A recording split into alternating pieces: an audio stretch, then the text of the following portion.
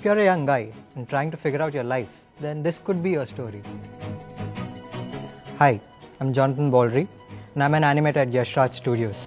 One day my dad's asking me about my career and I was watching cartoon. Engineering, doctoring, that wasn't my thing. I want to get into animation. Through some references I got into MAAC. And that's where my story began. My journey to becoming an animator. I remember one thing my faculty used to tell me. That is to explore beyond what is taught.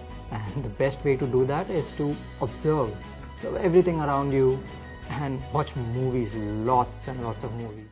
Practice makes you perfect. How did I get into Yashraj?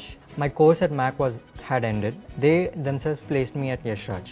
They called me for a technical test, which I passed. That was the best moment of my life. So, this has been my story. You need to have 3 key points in you. First is the right attitude. Second is the skills.